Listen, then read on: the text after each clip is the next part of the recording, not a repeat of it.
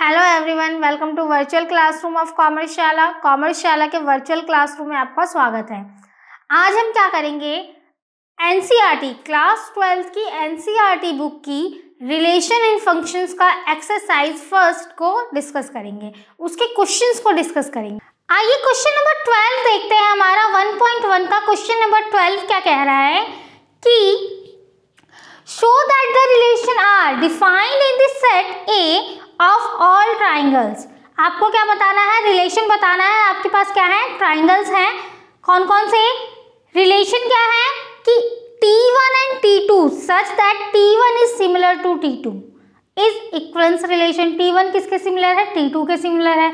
Same question ही हो गया, words different है, क्वेश्चन सेम है। हमारा रिलेशन क्या कह रहा है कि T1 and T2 में T1 is similar to T2,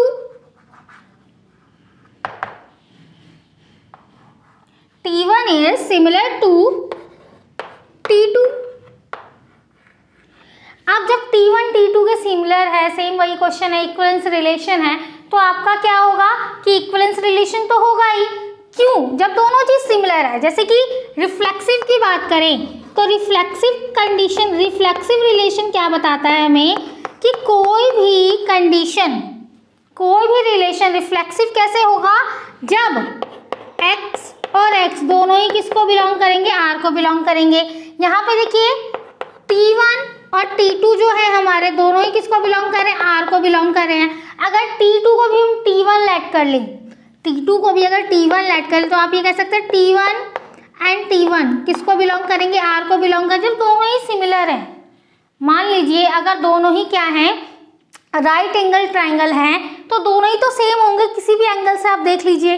तो ये क्या है हमारा, जब ये कंडीशन फुलफिल हो रही है तो ये आपका क्या है, रिफ्लेक्सिव है। ठीक है, रिफ्लेक्सिव तो प्रूफ हो गया। अब नेक्स्ट क्या है हमारा, सिमेट्रिक कंडीशन देख लेते हैं कि क्या ये सिमेट्रिक है।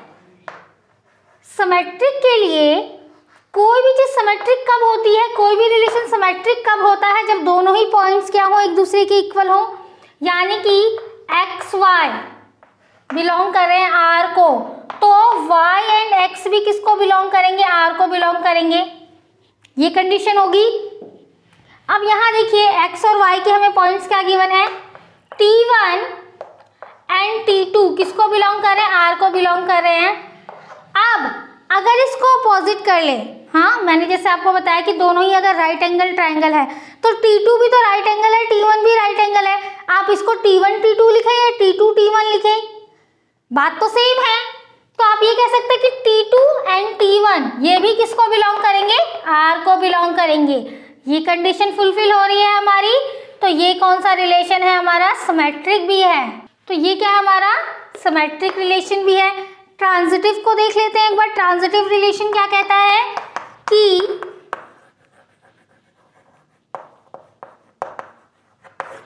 ट्रांजिटिव रिलेशन क्या कहता है कि x और y अगर बिलोंग कर रहे हैं r को और y z भी बिलोंग कर रहे हैं r को, तो x और z भी क्या किसको बिलोंग करेंगे, r को बिलोंग करेंगे। अब देख लेते हैं यहाँ पे, यहाँ ये तो पता है हमें कि T1 और T2 किसको बिलोंग कर रहे हैं, R को बिलोंग कर रहे हैं। ठीक है, T2 और T3 भी किसको बिलोंग कर रहे हैं, R को बिलोंग कर रहे हैं। अब यहाँ देखिए आप, बात वही आ गई है कि दोनों जब सिमिलर ट्राइंगल्स हैं, तीनों ट्राइंगल्स अगर हमारे सिमिलर ट्राइंगल्स हैं, तो क्या ये फर्क पड़ता है कि T1 T2 के इक्वल है तो T1 T3 के भी इक्वल होगा ही होगा।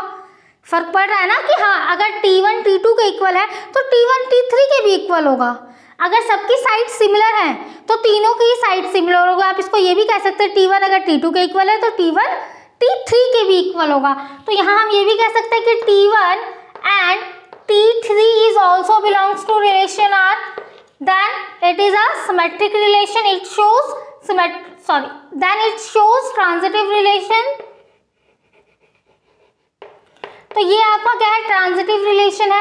अब जब ये रिफ्लेक्सिव भी है, सिमेट्रिक भी है और ट्रांजिटिव भी है, तो ये आपका क्या हो गया, इक्विवेलेंस रिलेशन हो गया ना। अब क्वेश्चन को आगे देखते हैं, आगे क्या कह रहा है, Consider three right angle triangles T1 with sides 3, 4, 5.